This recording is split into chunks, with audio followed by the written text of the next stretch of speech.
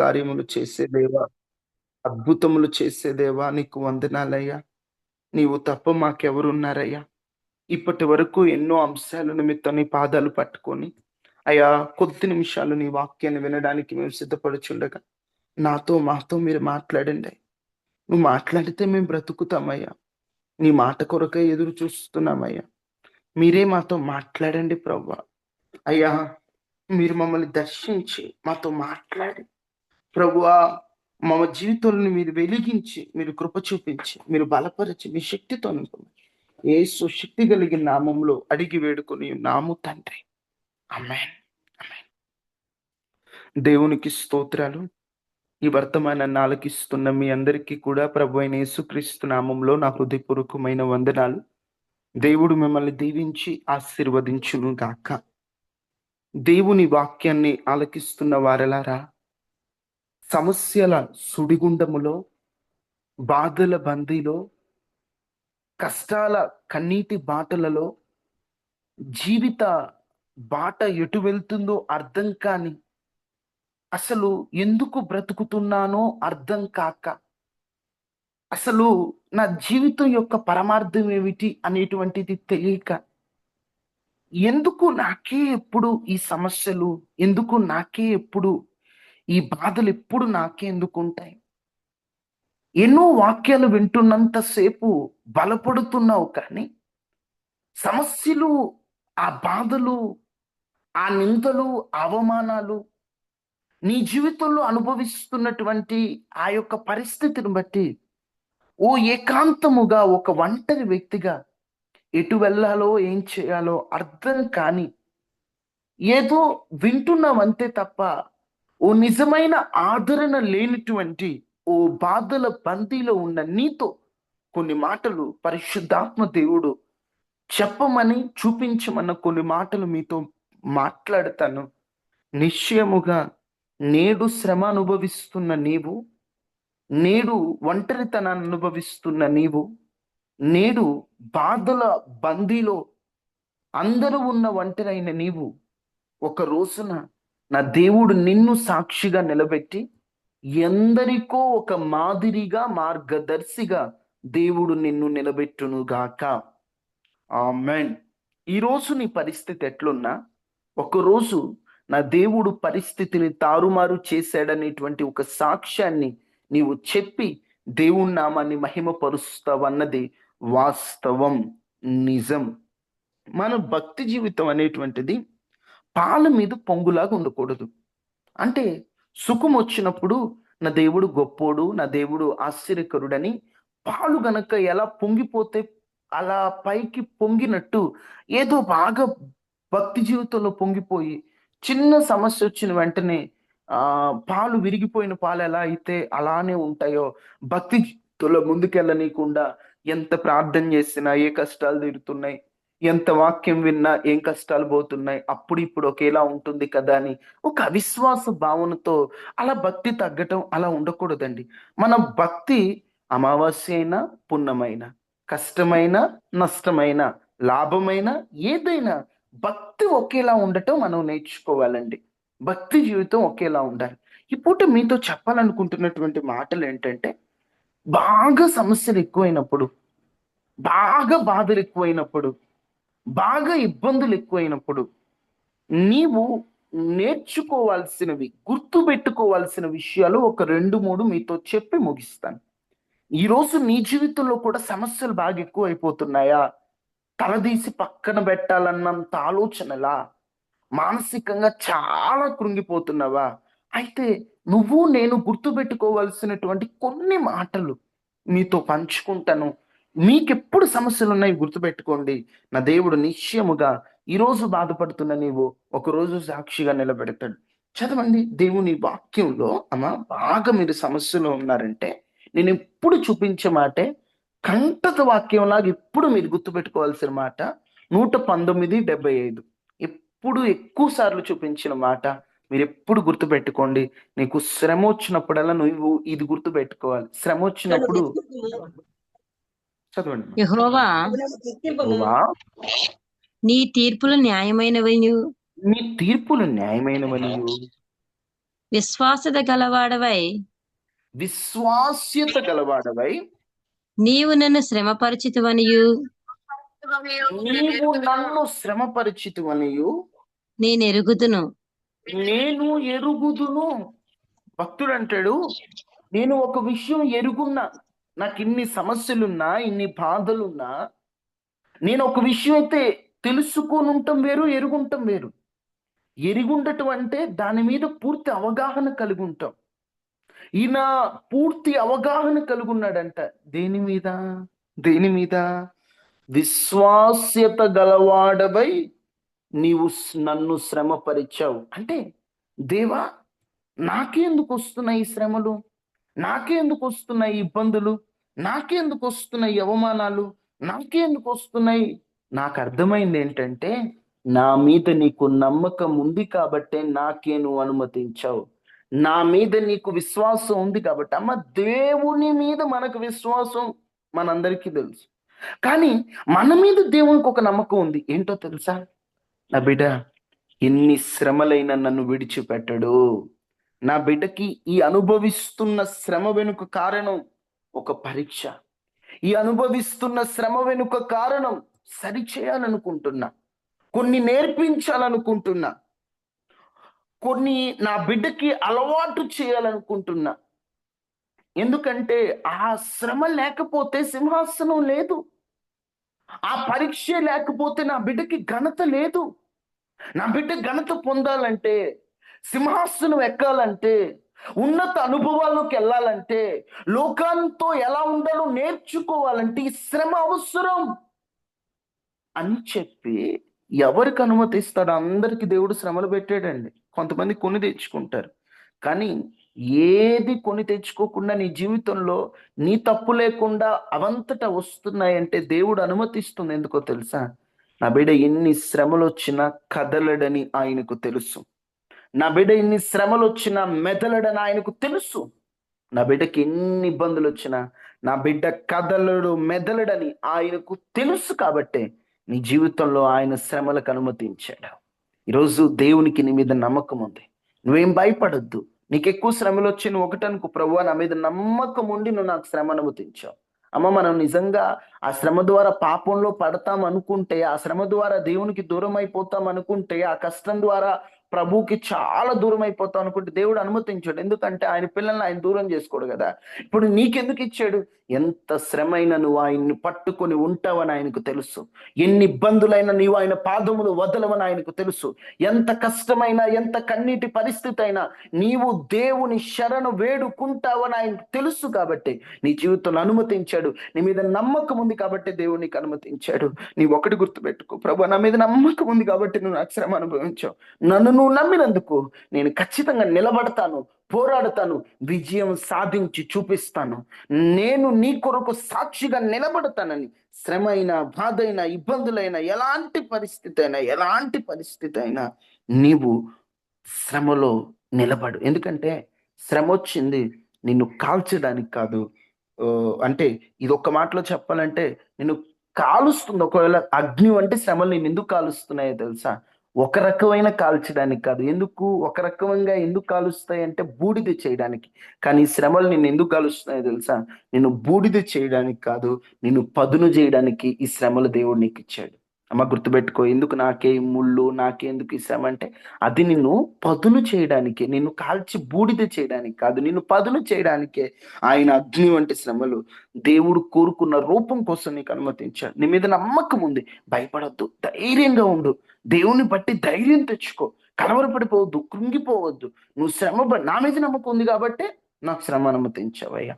మళ్ళీ ఏం చేస్తావో తెలుసా? శ్రమల్లో ఉన్నప్పుడు ప్రతి మనిషికి కూడా ఎందుకు ఈ బ్రతుకు, ఎందుకు ఈ జీవితం అనిపిస్తూ ఉంటది. ఏంటి నా పరిస్థితి అని. మీరు శ్రమంలో ఉన్నప్పుడు దయచేసి పరిస్థితి వైపు చూడొద్దు. పరిస్థితి వైపు చూస్తే నిన్ను భయపెడుతుంది. పరిస్థితి వైపు చూస్తే నిన్ను కలవర పెడుతుంది, అవిశ్వాసంలోకి నెడుతుంది నిన్ను. నువ్వైతే వాక్యం వింటున్నావు, బ్రదర్ అయితే బాగానే చెప్తున్నాడు, శ్రమలు తీరిపోతాయని. ఏం తీరిపోయేది?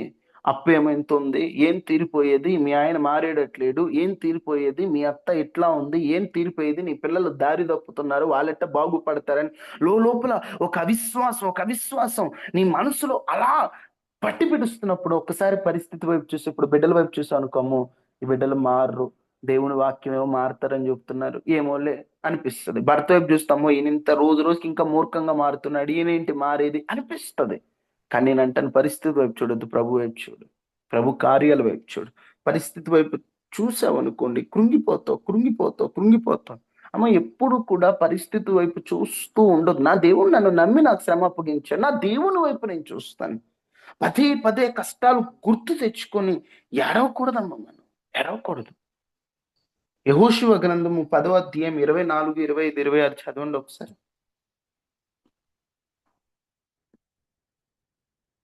యెహోషువ 10వ అధ్యాయం. ఉమ్, ఆ చాలా ఉన్నాయి కాబట్టి స్పీడ్ గా నేను చదువుతానమ్మా. వారు ఆ రాజును వెలుపలికి రప్పించి యెహోషువకు తీసుకుని వచ్చినప్పుడు యెహోషువ ఇజ్రాయెల్ అందరిని పిలిపించి తనతో యుద్ధమునకు వెళ్ళి వచ్చిన యోధుల అధిపతులతో, మీరు దగ్గరికి రండి, ఈ రాజుల మెడల మీద మీ పాదములు ఉంచునని చెప్పగా వారు దగ్గరికి వచ్చి వారి మెడల మీద తమ పాదం ఉంచిరి. అప్పుడు యెహోషువ వారితో, మీరు భయపడకుడి, జడియకుడి, దృఢత్వం వహించి ధైర్యముగా ఉండు, మీరెవరితో యుద్ధం చేయుదురు, ఆ శత్రువులందరికీ యెహోవా వీరికి చేసినట్టే చేయమనెను. తర్వాత యెహోషువ వారిని కొట్టి చంపి 5 చెట్ల మీద వారిని రుడి తీసెను. వారి శవములు సాయంకాలం వరకు ఆ చెట్ల మీద వేలాడుచుండెను. పొద్దుగుంకు సమయమున యెహోవా సెలవేయగా జనులు చెట్ల మీద నుండి వారిని దించి వారు దాగిన గుహలోనే ఆ శవములను పడవేసి ఆ గుహ ద్వారములో గొప్ప రాళ్ళు వేసిరి. కాళ్ళు ఆ రాళ్ళు నేటి వరకు ఉన్నవి ఉన్నవి. ఇక్కడ వీళ్ళు ఉన్నారండి. ఎవరంటే శత్రువులు ఉన్నారు. ఆ శత్రువులు ఏం చేశారంటే, ఆనాటి కాలంలో ఇజ్రాయేల్ అందరూ కూడా వాళ్ళ మెడ మీద కత్తి పెట్టి వాళ్ళందరినీ చంపి ఆ శత్రువుని ఏం చేశారో తెలుసా? చెట్టు కట్టేసి సాయంత్రానికి అలా బూట్ చేసి రాళ్ళు వేసేసారనమాట. ఆ రాళ్ళేసి వాళ్ళు ఏం చేస్తున్నారంటే, ఆ రాళ్ళు నేటి వరకు ఉన్నాయట. వాళ్ళు ఆ శత్రువుని చూడట్లేదు. అక్కడ ఇంకా మనకు చదివితే అర్థమవుతుంది. దేవుడు శత్రువుని అణిచిన విధానాన్ని చూస్తున్నారు. మీ జీవితంలో కూడా కొన్ని శ్రమలు, కొన్ని ఇబ్బందులు, కొన్ని కష్టాలు, కొన్ని కష్ట పరిస్థితులు ఎదురైనప్పుడు వాటిని ఏం చేస్తారంటే మీ కాళ్ళ కింద వేసేసేయండి. అంటే ఏం లేదండి, దాని అర్థం ఏమిటంటే, సమస్యను అమ్మో సమస్య, అయ్యో సమస్య అనుకోవద్దు. ప్రభు చేతికి అప్పగించి, ప్రభు చేతి అది ఎంత పెద్ద సమస్య అయినా, నీకు నాకు పెద్ద సమస్య, దేవునికి కాదుగా. నీకు నాకు అది అసాధ్యమే, దేవునికి కాదుగా. నీ స్థాయిని బట్టి నువ్వు ఎప్పుడు అంచనా వేసుకోవద్దు, నా దేవుని స్థాయిని బట్టి అంచనావే. నీకు సమస్య పెద్దదే, కానీ నా దేవునికి చాలా చిన్నది. ఆయనను బట్టి అంచనా వేసి ఆ శత్రువు మెడ మీద కాలు పెట్టినట్టు సమస్య మీద పెట్టి ఆ సమస్యని ఇంకా బూట్ చేసే, ఇంకా పూర్తి చేసిన దేవుడు కార్యం చేశాడని విశ్వసించు. ఇంకా మీకు అర్థమయ్యేటట్లు చెప్పాలంటే, మనం గుర్తుంచుకోవాల్సింది ఏంటో తెలుసా? సమస్యలను, ఇబ్బందులను ఇవి కాదండి, దేవుడు చేసిన కార్యాలను మనం గుర్తించాలి. అందుకే భక్తుడు ఏమంటాడు చూడండి, 78వ సంకీర్తన 9వ వచనం.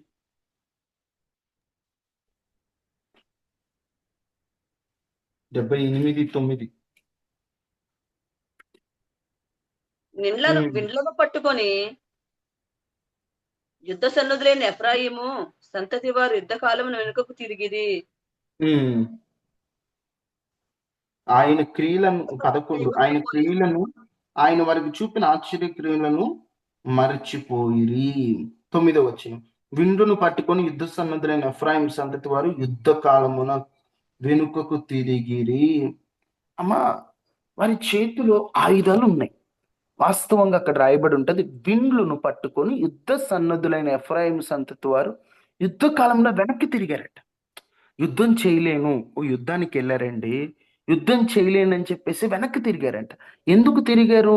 11లో ఉంటది, ఆయన క్రియలను, ఆయన వారికి చూపిన ఆశ్చర్య క్రియలు మర్చిపోయారు. అలా ముందుకెళ్ళారు, ఏదో చేద్దాం అనుకున్నారు, సడన్ గా వెనక్కి తిరిగిపోయారు. అక్కడ ఇజ్రాయేలీలేమో వాళ్ళు చంపి బూడ్చిపెట్టి రాళ్ళేసి వదిలేశారు ఆ శత్రువుని. ఇక్కడ వీళ్ళేం పోరాడడానికి వెళ్ళి కూడా పోరాడదాం అనుకుని వెనక్కి తిరిగి వచ్చేసారట. ఎందుకు వెనక్కి తిరిగారంటే దేవుని కార్యాలను మర్చిపోయారట. ఈరోజు చాలా మంది కూడా జీవితంలో ముందుకు వెళ్తున్నావు, ఇప్పుడు దాకా వచ్చావు, కొంతమంది ఇంతవరకు వచ్చానండి, ఇక నా వల్ల కాదు, నేను ఇక ముందుకు వెళ్ళలేను, ఇక నా వల్ల అనుకోవద్దు. ఎందుకంటే ఇంతవరకు నడిపించిన దయాదాక్షిణ్య పూర్ణుడైనటువంటి దేవుడు ఇక ముందు నడిపిస్తాడు. నువ్వేం చేయాలి? ఆయన ఆశ్చర్యక్రియలు మర్చిపోవద్దు. అమ్మా, నిన్ను చంపాలనే ఉద్దేశం ఉంటే ఎన్నోసార్లు రోగం వచ్చింది, మరణ పడకల మీదకి వెళ్ళావు, అప్పుడే దేవుడు నేను తీసుకోవచ్చుగా. కానీ నిన్నెందుకు బతికించాడో తెలుసా? నీకెందుకు జీవాన్ని ఇచ్చాడో తెలుసా? నీకెందుకు ఆరోగ్యాన్ని ఇచ్చాడో తెలుసా? నేను ఎందుకు బలపరిచాడో తెలుసా? నీ పట్ల ఆయనకు ప్రణాళిక ఉంది కదా. అంత ప్రణాళిక కలిగిన దేవుడు సచ్చే రోజు నిన్ను తీసుకొచ్చి బతికిచ్చి ఈరోజు సజీవునిగా నిన్ను నిలబెట్టిన దేవుడు, ఇక్కడ దాకా నడిపించిన దేవుడు నేను అనాథగా ఎందుకు వదిలేస్తాడు అనుకుంటున్నావు? ఎందుకు వెనక్కి తిరుగుతున్నావు? భక్తిలో ఎందుకు వెనక్కి తిరుగుతున్నావు? ప్రార్థనలో ఎందుకు వెనక్కి తిరుగుతున్నావు? నీకు శ్రమ వచ్చినప్పుడు నువ్వు గుర్తుపెట్టుకోవాల్సింది ఏంటంటే, ప్రభు వైపు చూస్తూ నా మీద నమ్మకం ఉంది కాబట్టి దేవుడు శ్రమ ఇచ్చాడు అనుకుంటూ నువ్వు ఆయన ఆశ్చర్య కార్యాలు జ్ఞాపకం చేసుకో. ఆశ్చర్య కార్యాలు గుర్తు తెచ్చుకో. ఆయన ఏ కార్యం చేశాడు? మరణ పడకల మీద నుంచి నన్ను లేపిన దేవుడు నాకు ఈ సమస్య నుంచి విడుదల ఇవ్వడా? కన్నీటి పరిస్థితి నుంచి నన్ను లేపిన దేవుడు నన్ను ఈ పరిస్థితి నుంచి నాకు విడుదల ఇవ్వడా? అలా నువ్వు ప్రభు కార్యాలను ఆధారం చేసుకుని ముందుకెళ్ళిపో. నీ స్థితిని కాదు, నీ బలాన్ని కాదు, నీ యొక్క ప్రభావాన్ని కాదు, ప్రభు వైపు చూస్తున్న ముందుకెళ్ళిపో. నిశ్చయంగా నీ పక్షమున ఆయన యుద్ధము చేయబోతున్నాడు, లేదా నీ చేతులకు ఆయనే పోరాటం నేర్పబోతున్నాడు. అమ్మా, ఆయన ఆశ్చర్యక్రియలు మర్చిపోవద్దమ్మా. మా దేవుడు ఎన్ని కార్యాలు చేశాడు. ఎన్ని కార్యాలు? నీ కార్యములను వివరింపతరమా, నీ కార్యములను వర్ణింపతరమా. ఆయన కార్యాలు వివరించలేం కదా, ఆ కార్యాలు జ్ఞాపకం చేసుకున్నామా. బాగా శ్రమలు ఎక్కువైనప్పుడు దేవుడు చేసిన కార్యాలు గుర్తు తెచ్చుకొని ధైర్యం తెచ్చుకోండి. నానాడు నా దేవుడు కార్యం చేసినప్పుడు ఈనాడు ఎందుకు చేయడు? ఆనాడు నన్ను బతికించిన దేవుడు ఈ రోజు బ్రతికిస్తాడు. ఆనాడు నన్ను సజీవునిగా నిలబెట్టిన దేవుడు ఈ రోజు నాకున్న రోగం నుండి నాకు విడుదలిస్తాడు. నమ్ము, నమ్ము. విశ్వసించిన వారి జీవితంలో దేవుని కార్యాలు జరుగుతాయి. సమస్య వైపు చూడొద్దు, ఇబ్బందుల వైపు చూడొద్దు, పరిస్థితి వైపు చూడొద్దు. ఒక్కటే, నువ్వు ప్రభు వైపు చూస్తూ ముందుకు సాగిపో. అంతే. ప్రభు వైపు చూస్తూ దేవుని కార్యాలను, ఆయన వైపు చూస్తూ ఆయన కార్యాలు అలా గుర్తు తెచ్చుకో. ఎందుకంటే మనుషులం కదండి, ఒక్కోసారి ఎంత సమస్యలో ఉన్నప్పుడైనా పరిస్థితి వైపే చూస్తాం. కానీ వద్దు, దేవుని వైపు చూద్దాం, భక్తి జీవితాన్ని కొనసాగిద్దాం, విశ్వాసంలో ఎదుగుదాం, దేవునికి ఇంకా దగ్గర అవుదాం. అమ్మా, నిజం చెప్తున్నానమ్మా, ఏదో మిమ్మల్ని బలపరచాలనో లేకపోతే ఉద్రేకపరచాలనో కాదు, కానీ నా దేవుడు నిశ్చయంగా శ్రమ పడుతున్న వారి శ్రమను చూస్తున్నాడు, బాధపడుతున్న వారి బాధను చూస్తున్నాడు, ఇబ్బంది పడుతున్న వారి ఇబ్బంది ఆయన చూస్తున్నాడు. ఆయన మనందరిని చూస్తున్నాడమ్మా. ఆయన గొప్ప కార్యం చేస్తాడు. ఒకటి, సమస్య వచ్చినప్పుడు పరిస్థితి వైపు చూడొద్దు, నీ మీద నమ్మకం ఉండే ఇచ్చాడు. రెండు, సమస్య వచ్చినప్పుడు మాత్రం పరిశుద్ధతని, ప్రార్థనని తగ్గనివ్వద్దు. ఎందుకంటే సింహం ఉందండి, ఆకలి అవుతుందని గడ్డి తింటుందా? అది ఆకలితో చచ్చిపోద్దేమో కానీ గడ్డి తిందు. అలాగనే క్రైస్తవుడు పరిస్థితి బాగాలేనప్పుడు, కొన్ని ఇబ్బందులు ఎదురైనప్పుడు, కొన్ని సమస్యలు ఎదురైనప్పుడు ఎందుక ఈ భక్తి జీవితం అనిపిస్తుంది. లోకంలో తిరిగే వాళ్ళు బాగున్నారు, పాపంలో తిరిగే వాళ్ళే బాగున్నారు, భర్తకు ఎదురు చెప్పి అక్రమ సంబంధాలు పెట్టుకున్న వాళ్ళు బాగున్నారు, మంచి ఇల్లాలుగా ఉంటున్నారు, నాకే ఎందుకు ఈ సమస్యలు, నాకే ఎందుకు ఈ బాధలు అని అనిపిస్తూ ఉంటది. నీకు అనిపించినప్పుడు నువ్వేం చేయాలంటే పరిస్థితి వైపు చూసి, నేను పాపంలో పడితే బాగుంటది, అప్పుడే వీళ్ళకి సరిగ్గా బుద్ధి చెప్పినట్టు ఉంటది అనే ఆలోచన కూడా రానివద్దు దయచేసి. ఆలోచన కూడా రానివద్దు. ఆలోచన కూడా పాపమే. నువ్వు మంచిగా ఉన్నావు, దేవుడు నేను పరిశుద్ధపరిచాడు, అదే కొనసాగు. అక్రమ సంబంధాలు పెట్టుకున్న వాళ్ళు చూడు ఎంత ఆనందంగా ఉన్నారో, నేను అలా ఉంటే బాగుండేదేమో అనే మాట కూడా రాకూడదు. ఎందుకంటే క్రైస్తవుడి ఊహ కూడా పరిశుద్ధంగా ఉండాలి. అలాంటి ఆలోచనలు పెట్టుకొని లోకానికి దారి తీసేటువంటి వ్యక్తులుగా కాక, పాపానికి దారి తీసేటువంటి వ్యక్తులుగా కాక, దయచేసి దయచేసి ఎట్లాంటి పరిస్థితి అయినా మనం దేవుని వైపు చూస్తూ పరిశుద్ధతను కొనసాగాలి. నేను ఎప్పుడూ చెప్తుంటాను, యోబు పరిస్థితి ఎంత దారుణంగా ఉందంటే, బిడ్డలు చనిపోయి ఒంటి నిండా కురుపులు వచ్చేసి ఆస్తంతా పోయి ఒక పిచ్చోళ్ళలాగా అయిపోయినటువంటి పరిస్థితిలో కూడా యోబు అంటాడు, నేను నా కన్నులతో నిబంధన చేసుకుంటుని కన్యకని నేను ఎట్లా చూస్తానంటాడు. బాబు, నీ పరిస్థితే బాలేదు, నిబంధన గుర్తుందా నీకంటే? గుర్తుంది. సమస్య ఎట్లున్నా నిబంధనను మర్చిపోకూడదమ్మా. దేవుడికి ఒక మాట ఇచ్చినప్పుడు అది ఆ మాట మనం నిలబడాలంతే. నా పరిస్థితి బాగాలేదు, నేను మాటను తప్పుతానంటే కుదరదు. ఒక నిబంధన చేసుకున్నప్పుడు నిబంధనలో నిలవాలి. కన్నులతో ఆయన అనుకున్నాడు, ఈ కన్నులతో నా భార్యను తప్ప నేను వేరొక స్త్రీని చూడనని. కష్టాలు ఎదురైన వెంటనే ఏమి నిబంధన గుర్తుపెట్టుకోవాల్సిన పని లేదు అనుకోలే. నేను కన్నులతో నిబంధన చేసుకుంటే నీ కన్యకని నేను ఎట్లా చూస్తా? ఒకవేళ చూస్తే పరలోకంలో ఉన్న నా తండ్రి ఆజ్ఞ ఏమవుతుంది? ఆమె నిబంధనను మరవలేదు, ఆజ్ఞను విడవలేదు. ఆ కష్ట సమయంలో కూడా చూడండి ఎంత నిగ్రహ నిశ్చయితలో ఉన్నాడు. మనం మనం ఎలా ఉన్నాం? మనకి చిన్న సమస్య వస్తేనే మనం దేవుడికి ఇచ్చిన మాట మర్చిపోతాం. ఎన్నెన్నో కష్టాలు వచ్చినప్పుడు వాగ్దానాలు చేసేస్తాం. ప్రభువా నాకు ఇచ్చేస్తాను. తర్వాత దేవుడు చేశాక నాకు ఇది అవ్వలేదు, అది అవ్వలేదని మనం చేసిన తీర్మానాన్ని మర్చిపోతుంటాం. కానీ అలా ఉండకూడదు. ఒకటి, పరిస్థితి వైపు చూడొద్దు. దేవుడిని నమ్మిచ్చాడని ముందుకెళ్ళిపో. 2, భక్తి జీవితాన్ని విడవద్దు. అదే మీకు చెప్తున్నాను. ఈరోజు పెద్ద విషయం ఏం చెప్పలేదు. ఇవన్నీ ఇంతకుముందు చెప్పినవే. మరలా ఎందుకు జ్ఞాపకం చేస్తున్నానంటే, నువ్వు సమస్యలో ఉండి ప్రభువుకు దూరం అయిపోతున్నావు అని ప్రభు చాలా బాధపడుతున్నాడు. నువ్వు ప్రభువుకు దూరం అయిపోద్ది. ఇంక ఈ సమస్యలు ప్రభువుకి ఎక్కువ దగ్గరైపోండి. నువ్వు ఎంత ఇబ్బంది పడుతున్నావో ప్రభువు చూస్తున్నాడు. మనం ఇంకా ఇంకా ఇంకా బలంగా తయారవ్వాలి. ఎప్పుడు మీతో అంటుంటాను, వేడి నీళ్ళల్లో బంగాళదుంపని వేసి కోడిగుడ్డును వేస్తే బంగాళదుంప ఏమో మెత్తగా అయిపోద్ది, కోడిగుడ్డు ఏమో గట్టిగా అయిపోద్ది. ఎందుకంటే మనం ఎట్లుండాలంటే సమస్యను బట్టి ఇంకా మనం బలపడి ఇంకా ప్రభు కొరకు నిలబడాలి తప్ప సమస్యకు భయపడి మనం మెత్తగా అయిపోయి, అంటే ఏం లేదు, భక్తి జీవితంలో తగ్గిపోయి విశ్వాసంలో తగ్గిపోయి ఏదో అవిశ్వాసంలోకి వెళ్ళిపోవద్దు. నిశ్చయంగా ఈరోజు శ్రమ అనుభవిస్తున్న నీవు శ్రమకు తగిన ఘనతను కూడా అనుభవిస్తామని మర్చిపోవద్దు. బహిరంగ ఒక మాటలో చెప్పాలంటే లోపల బాధపడుతున్న నీవు బహిరంగ ఘనతను దేవుడు ఇవ్వబోతున్నాడు. ఒంటరిగా నువ్వు ఏకాంతంగా బాధపడుతున్నావు, దేవుని ఘనత బహిరంగంగా ఇస్తాడు. ఏం భయపడద్దు, ధైర్యం తెచ్చుకో, శ్రమలకు భయపడద్దు. ప్రభు చిత్తం అయితే ఈ శ్రమలు వచ్చినప్పుడు ఎలా ఉండాలో ఇంతకు ముందు కూడా చెప్పాను. ఇంకొన్ని విషయాలు కూడా మరొక మారు మీతో పంచుకుంటాను. ధైర్యం తెచ్చుకోండి, ప్రభువుని అడగండి. ప్రభువే మీ పక్షాన ఉంటారు. ఆయనే సమస్త కార్యములు చేయును గాక. ఆమేన్, ఆమేన్. అందరూ తలలు వంచండి.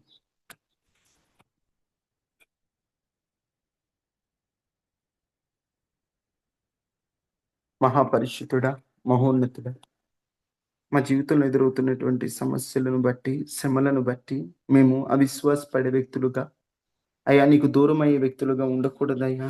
ఇంకా నీకు దగ్గరయ్యేటువంటి కృప మా అందరికి అనుగ్రహించండి ప్రభువా. మీరే మాకు ధైర్యాన్ని ఇవ్వండి, సమస్యలు తట్టుకునే బలాన్ని ఇవ్వండి. మాకైతే శక్తి లేదు, మా బలం అయితే సరిపోదు. మేమైతే కలవరపడిపోయి కృంగిపోతున్నాం, అవిశ్వాస పడిపోతున్నాం. మీ ధైర్యాన్ని మాలో ఉంచి మమ్మల్ని అందరినీ బలపరచమని ఈరోజు ఉదయకాల ప్రార్థన పాల్గొన్న వారందరి చుట్టూ మీకు కంచివేయండి.